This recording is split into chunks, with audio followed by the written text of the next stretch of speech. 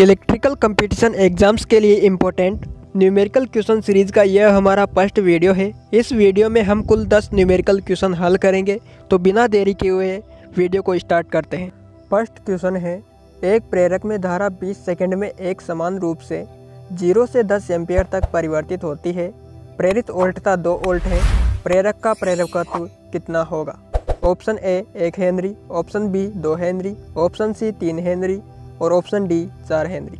तो सर्वप्रथम हम क्वेश्चन में दिया गया डाटा नोट करेंगे। तो गिवन डाटा में टाइम दिया गया है 20 सेकेंड, करंट का मान दिया गया है 0 से 10 एम्पियर, वोल्टेज का मान दिया गया है 2 वोल्ट। किसी कोयल में उत्पन्न होने वाला वोल्टेज ज्ञात करने के लिए फॉर्मूला होता है V बराबर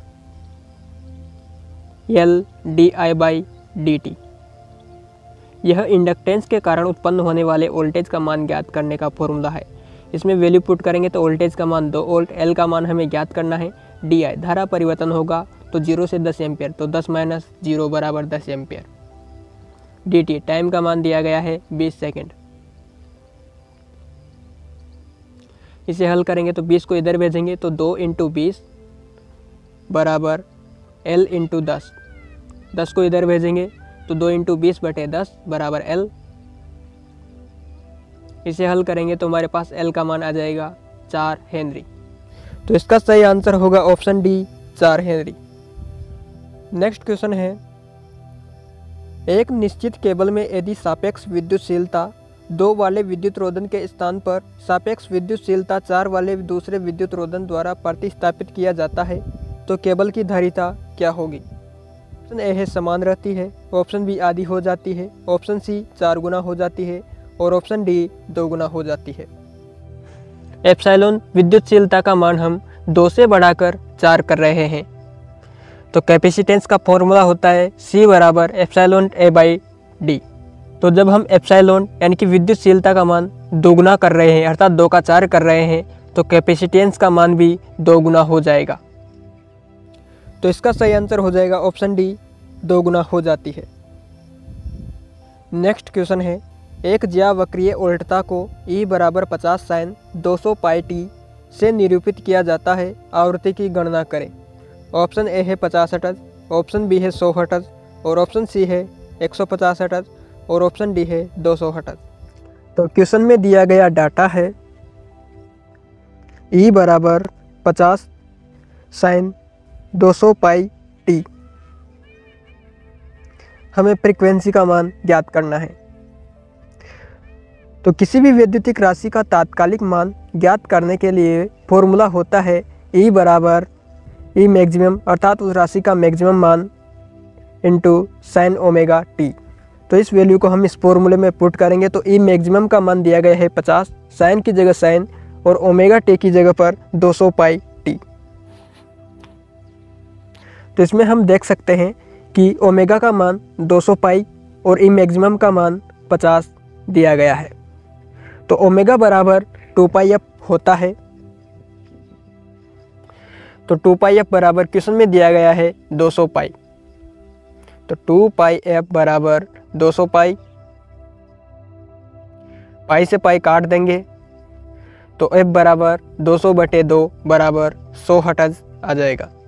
तो इसका सही आंसर हो जाएगा option B 100 hertz. Next question है, एक 4 हेनरी प्रेरक में करंट में परिवर्तन की गति 1 एम्पियर प्रति सेकंड है तो उत्पन्न होने वाले वोल्टेज का मान कितना होगा?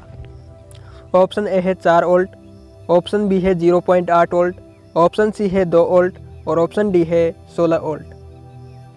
तो क्वेश्चन में दिया गया डाटा है L बराबर इंडक्टेंस का मान दिया गया है 4 हेनरी, di अर्थात धारा परिवर्तन की दर दी गई है 1 एम्पियर प्रति सेकंड और वोल्टेज का मान हमें ज्ञात करना है। तो इंडक्टिव कोयल में वोल्टेज का मान ज्ञात करने के लिए फॉर्मूला होता है V बराबर L di/dt। तो इसमें हम वैल्यू पुट करेंगे तो इंडक्टेंस का मान है 4 हेनरी, di अर्थात धारा परिवर्तन की दर है 1 और टाइम है 1 सेकेंड। तो इसे हल करेंगे तो वोल्टेज का मान आ जाएगा 4 वोल्ट। तो इसका सही आंसर हो जाएगा option A 4 volt. Next question है, एक कुंडली 150 टर्न की एक 10 मिली वेबर प्लक्स से जुड़ी है। जब 10 एम्पियर की धारा वहन करती है तो इस कुंडली का इंडक्टेंस यानी कि प्रेरकत्व कितना होगा? ऑप्शन ए है 1.5 हेनरी, ऑप्शन बी है 15 हेनरी, ऑप्शन सी है 0.15 हेनरी और ऑप्शन डी है 15 मिली हेनरी। क्वेश्चन में दिया गया डाटा है n बराबर अर्थात टर्नों की संख्या दी गई है 150 टर्न, फ्लक्स का मान दिया गया है 10 मिली वेबर और धारा का मान दिया गया है 10 एम्पियर और हमें इंडक्टेंस का मान ज्ञात करना है। तो इंडक्टेंस ज्ञात करने का फॉर्मूला होता है L बराबर N∅/I। तो हम इस फॉर्मूले में वैल्यू पुट करेंगे तो टर्नों की संख्या 150, फ्लक्स का मान है 10 मिली वेबर तो 10 × 10⁻³ और धारा का मान है 10 एम्पियर। इसे हल करेंगे तो L बराबर 150 × 10⁻³ तो इंडक्टेंस का मान आ जाएगा 0.15 हेनरी। तो इसका सही आंसर हो जाएगा ऑप्शन 3 0.15 हेनरी। नेक्स्ट क्वेश्चन है, t बराबर अनंत पर शून्य क्रांति आवेश वाला संधारित्र क्या कार्य करता है? अर्थात इनफाइनाइट टाइम पर कैपेसिटर किसकी तरह व्यवहार करता है? ऑप्शन ए है धारा स्रोत, ऑप्शन बी है लघु परिपथ, ऑप्शन सी है खुला परिपथ और ऑप्शन डी है वोल्टेज स्रोत। तो टाइम दिया गया है इनफाइनाइट, तो फ्रीक्वेंसी समय के विलोमानुपाती होती है। तो टाइम की जगह हम टाइम इनफाइनाइट एंटर करेंगे तो फ्रीक्वेंसी का मान आ जाएगा 0।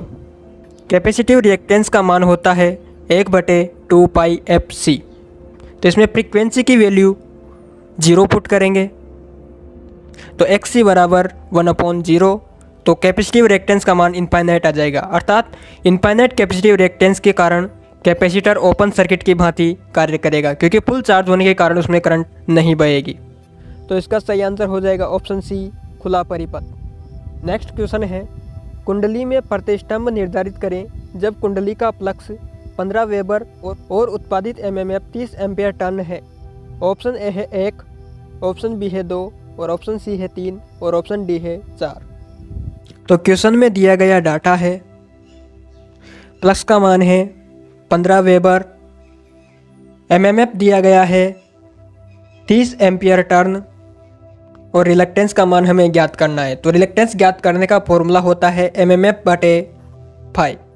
तो वैल्यू पुट करेंगे तो mmf का मान है 30 और फ्लक्स है 15, तो 30 में 15 का भाग देंगे 2 एम्पियर टर्न प्रति वेबर। तो इसका सही आंसर हो जाएगा ऑप्शन बी 2 एम्पियर टर्न प्रति वेबर। नेक्स्ट क्वेश्चन है, 660 जूल कार्य करने के लिए 110 वोल्ट के विभवांतर वाले बैटरी द्वारा कितना चार्ज दिया जाना चाहिए? ऑप्शन ए है 0.6 कूलाम, ऑप्शन बी है 6 कूलाम, ऑप्शन सी है 60 कूलाम और ऑप्शन डी है 600 कूलाम। तो क्वेश्चन में दिया गया डाटा है, कार्य दिया गया है 660 जूल, वोल्टेज का मान दिया गया है 110 वोल्ट और चार्ज आवेश का मान हमें ज्ञात करना है। तो वोल्टेज का फॉर्मूला होता है कार्य बटे आवेश। तो चार्ज बराबर कार्य बटे वोल्ट हो जाएगा। अब हम इस फॉर्मूले में वैल्यू पुट करेंगे तो कार्य है 660 जूल और वोल्टेज है 110 वोल्ट। तो 660 में 110 का भाग देंगे तो 6 कूलाम आवेश आंसर आ जाएगा। तो इसका सही आंसर हो जाएगा option B 6 coulomb. Next question है, 2 कुंडलियों का 100 प्रेरण 4 मिली हेनरी तथा 9 मिली हेनरी है।